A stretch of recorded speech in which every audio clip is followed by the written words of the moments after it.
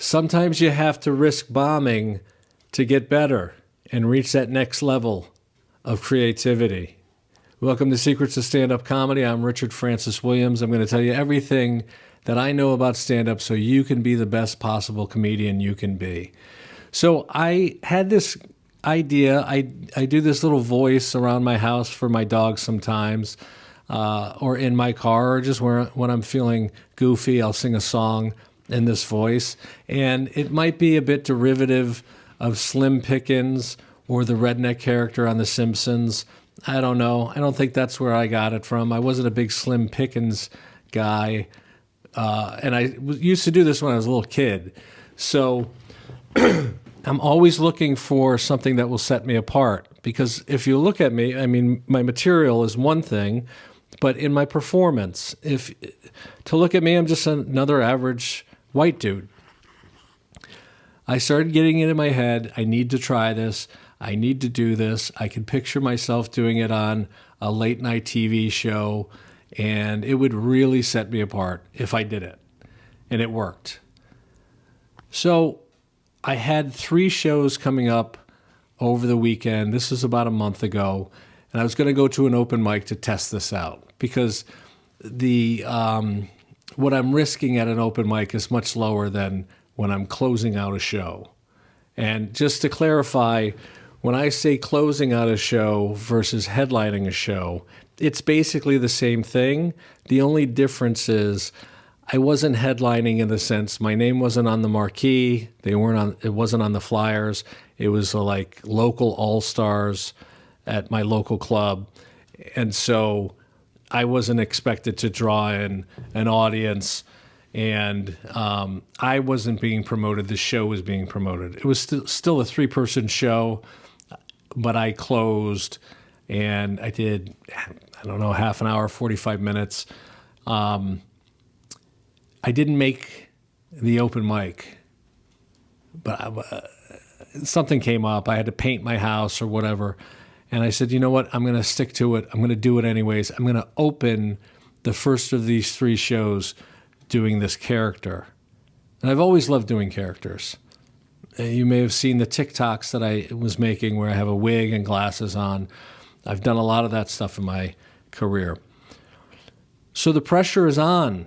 I'm going to open my closing set where I have to do the majority of the time. And when you're the last comic, all the pressure's on you because you're the show in a sense. The audience, if you do poorly, the audience is going to think the overall show was bad, even if the 2 earlier comics were good.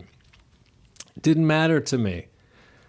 I said, you know what? I got to do this. I got to see if it's something that would work, because then I'll develop it more. And, you know, how else am I going to know?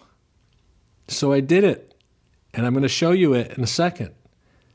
But I want you to realize that too often as comics, we get to a certain level, and then we kind of plateau because we start developing an ego and pride, and we've gotten good enough where we have something to lose.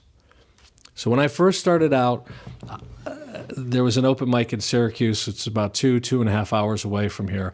I tried everything. I was doing all kinds of crazy stuff.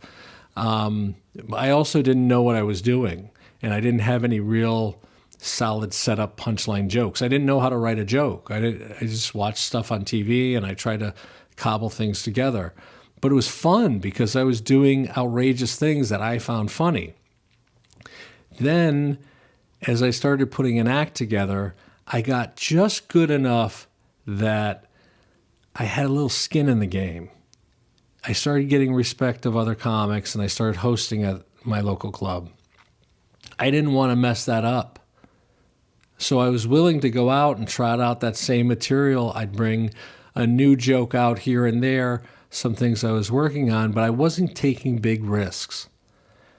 And then later on, I realized, okay, if I'm going to get better, I need to really expand this. I need to stop being so fearful, because what am I afraid of? Oh, it's not going to go well? I have some of these other jokes that work. I can always do them right after and kind of pull myself out of it. So I started doing that more and more. And then I built a full act. And a lot of the stuff I dropped, the kind of crazier things, because it wound up not fitting me. As I grew more into who I was on stage and who I was as a writer, those experiments didn't fit. But I never would have known that had I not tried it out. So if you're going to your open mic and you're doing basically the same stuff night after night, you're going to get the same results. You're going to stay at the same level. Sometimes you have to really expand beyond your comfort zone. Again, the worst thing that's going to happen is you don't have a good set, that you bomb. Go up and do another set as soon as you can. I worried about, it's so funny thinking back on it, that, man, if I try these crazy things, the other local comics will lose respect for me, or they'll think I'm hacky, or I'm corny, or not funny, or whatever. And I say it's funny looking back because none of those people are doing stand-up anymore.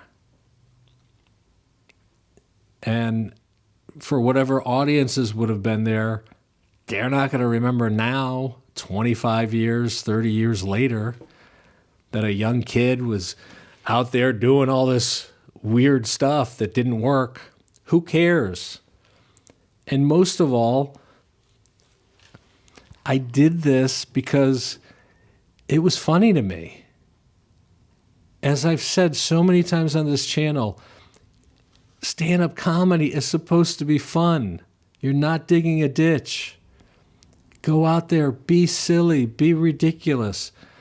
If you want to, try being more physical or louder or softer, more reserved, more deadpan, whatever it is, try it. Try it a few times. See if it fits. You might unlock that one piece that's been missing from your act.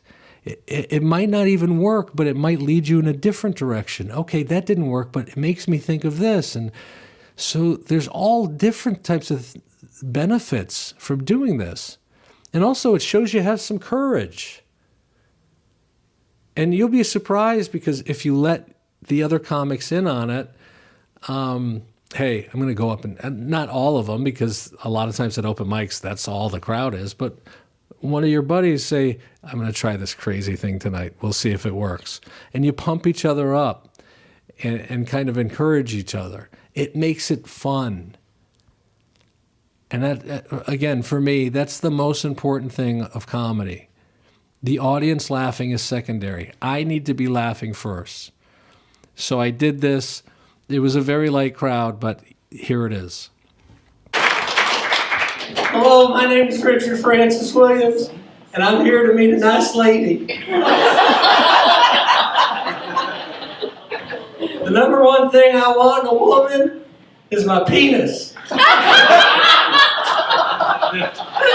just kidding around. I never made it just as me, so I'm like trying to do a voice now. I don't know. They liked it. I know it's a dick joke. I had to pick something that I thought would be funny with that voice and something that was different from my act. And I happen to like dick jokes. I think that they have their place in stand-up, and my whole act is in that. But yeah, it was fun.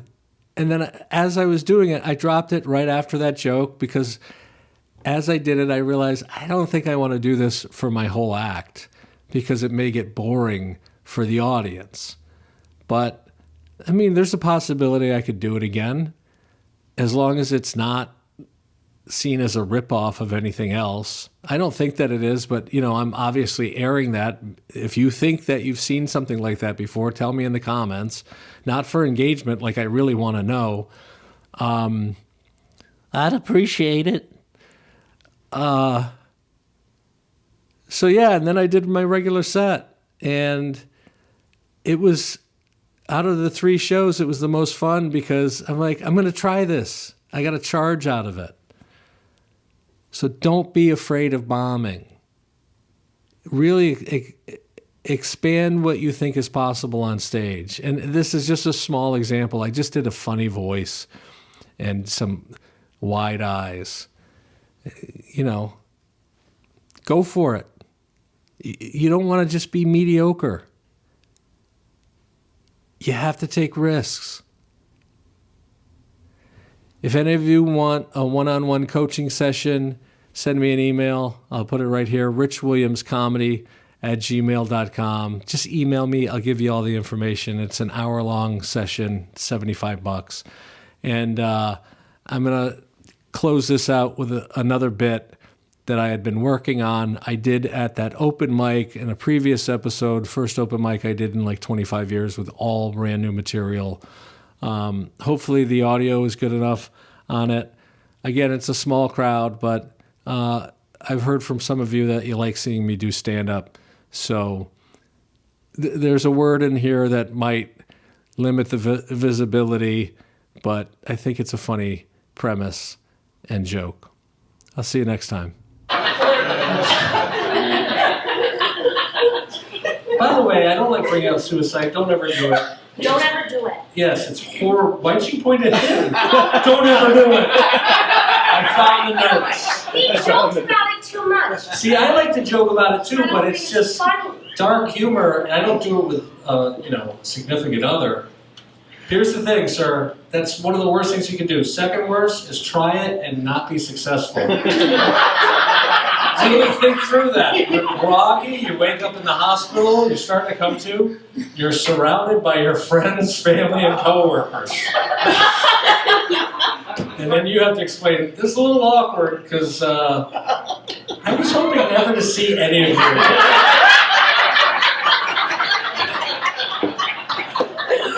And I won't be coming in on Monday. Yeah,